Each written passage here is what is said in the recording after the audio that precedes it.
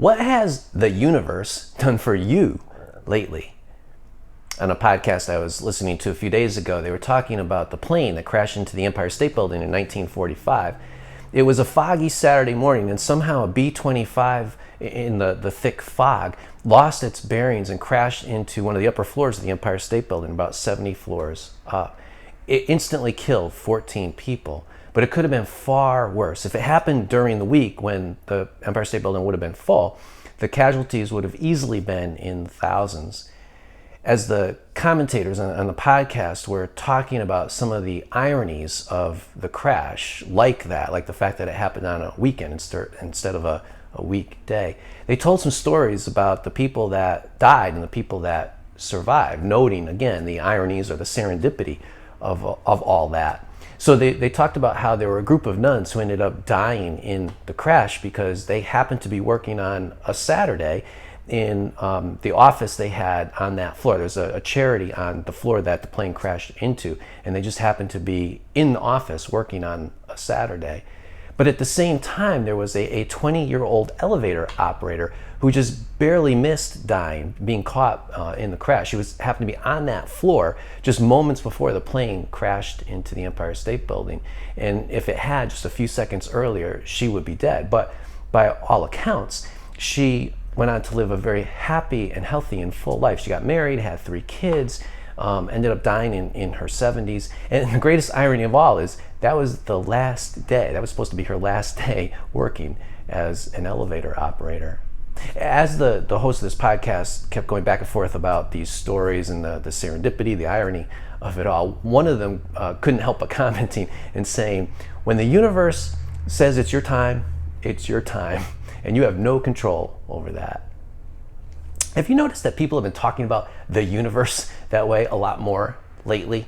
And they're not talking about like the universe proper, the way physicists would, the physical, material universe. They're talking about the universe as if it's something behind the physical universe, as if it's some kind of like controlling entity or principle, some guiding force. So people will say things like, the universe was watching over me, or the universe is trying to give me a sign. The universe must be speaking to me. Or they'll say something like, the universe decided that this is what I needed. Do you realize how crazy that is to talk like that? How absurd, how nonsensical? See, if the universe is what people are referring to it as, is this kind of guiding force, this controlling entity, then by its very nature, it can't do any of those things. It's just a thing. It's an entity. It just is.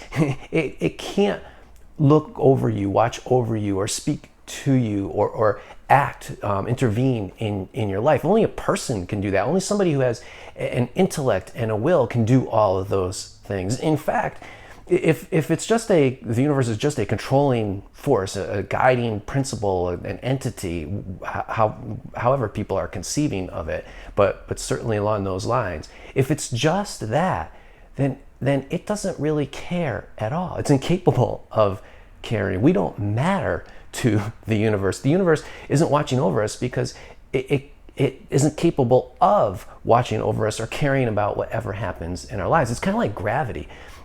Gravity is a force. It's a reality, something we have to deal with. Obviously, what goes up must come down. We encounter gravity all the time, but it just is. It's a powerful force. It's a real force, but it's just something that exists, that is. It can't care about us. It doesn't intervene in our lives. It doesn't make decisions, decide to act one way instead of another. It doesn't speak to us, doesn't communicate to us. Those are things that only a person can do, that in the cosmic scheme of things, only a personal being can do. So why are we talking about the universe this way all the time? If it's so nonsensical, if it makes no sense, why have we seemingly traded in a personal God for the universe? Well, the reason I think we've done that isn't crazy at all. If anything, it's crazy like a fox. It's actually pretty smart, pretty astute on our part.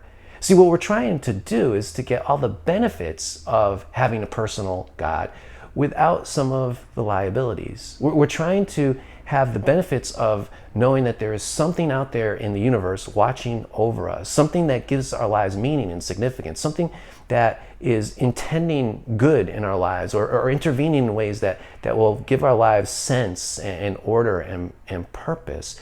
We want to know that our lives matter, that we matter, that there's something out there behind it all, behind everything that exists, that actually cares about us, pays attention to us. But at the same time, we don't want to be accountable to that thing, to that entity. We don't want to be accountable in the way that you are with a person, and a personal God. When you're in a relationship with somebody, by its very nature, relationship is give and take. Relationships can be very demanding. They can demand a lot from you, a lot of sacrifice. So if the universe, the way people are referring to it, is kind of like gravity, it's just an entity, a thing, incapable of caring, speaking to you, watching over you, all that stuff, then a personal God is like a friend, somebody who you are in a relationship with, where friendships are one of the greatest joys in life. But at the same time, they demand a lot from us. They demand a lot of time and attention, and at times real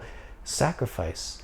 Of course, in those relationships we have with our friends, especially our best friends, we end up not liking the sacrifices we have to make, but we actually enjoy being able to make sacrifices for them out of love. There's actually a deeper joy found in a relationship like that, where you are personally and morally accountable to another person.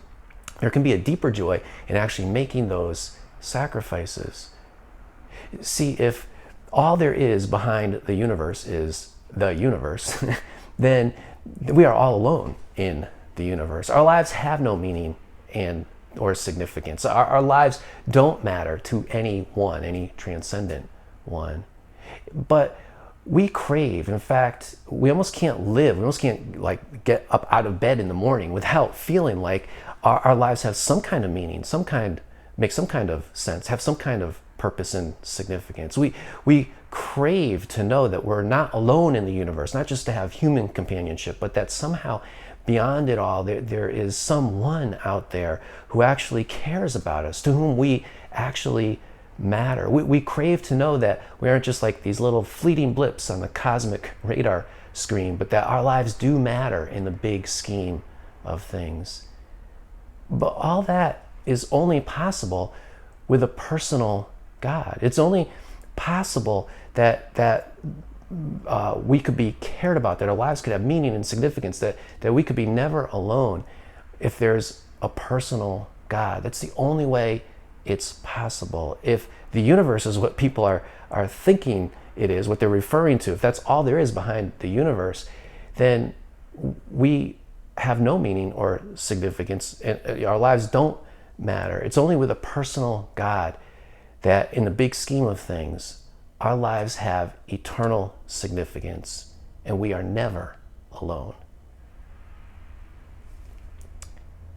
So do you find yourself talking about the universe? Do you ever refer to the universe doing something in your life, or speaking to you, or giving you a sign? And what do you mean by that if you do? I'd love to hear your comments. You can go to the Contact DJ page of the Raising Jesus website and leave them there. I look forward to hearing from you.